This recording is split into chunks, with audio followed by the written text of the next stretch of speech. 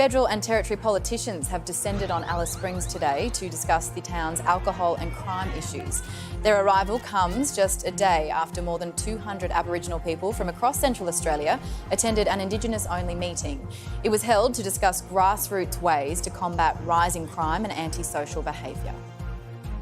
Gunaikurnai and Wotjobaluk man Ben Abbatangelo has worked extensively in the Northern Territory and was one of the few media allowed in that meeting. He joins us now. Ben, politicians, they're back in Alice today outlining how the $250 million of new funding is going to be spent. Are locals on board with where it's going? Yeah, well, I think it's really important to say that yesterday's forum didn't necessarily look towards the future and didn't actually get a chance to respond to the recent report and announcements of the additional funding. It was a closed forum, but what it was, I guess, a really rich coming together of communities, not just in and from Alice Springs, but also those outstations, which are hundreds of kilometres away. So despite, I guess, the firestorm and the tipping point that we have seen in Alice Springs over the last few weeks, the tone in the room was really calm.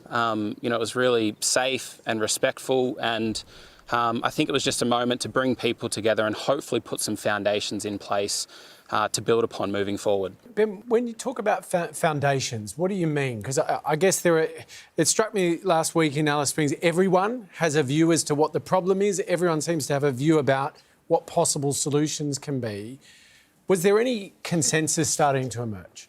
Yeah, absolutely, Hamish, and that's one of the beautiful but challenging things in this region is that there is not a homogeneity of voice or perspective, and each community has their own nuances and needs. There definitely was a lot of consensus around the impact of the intervention, and not just that not that the scarring is here, but in fact the wounds are still really fresh and perhaps metastasising. So there was a lot of conversation around that, a lot of conversation on the needs to invest heavily in the outstations and that they've been perpetually neglected for decades, which is forcing a lot of these communities to end up in Alice and spend more time than they perhaps want to be in here. So there were a lot of consensus points, but like I said at the top, I think it was more about bringing those communities together who are all intrinsically connected and putting some foundations in place to build upon over the next couple of weeks and months.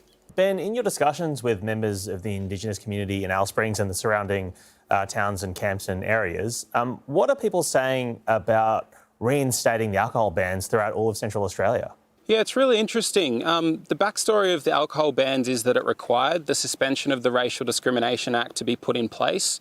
We know that just 12 months ago, Natasha Fyles, the Chief Minister of the Northern Territory, was agreeing that, the Northern Territory intervention and the policies that were imposed were racist, both in its design, function and impact. And that's been once again changed now to have a snap restriction or lockdown of supply of alcohol to these communities. But to be honest, alcohol was a subject matter of discussion yesterday, but it got nowhere near the airtime that it's been getting, by media circles on the East Coast and other places. It is a contributing factor to the challenges here, but there are a lot of other root causes being, lack of investment, dilapidated infrastructure, perpetual neglect, services not being able to be delivered, a lack of agency and autonomy given to these communities.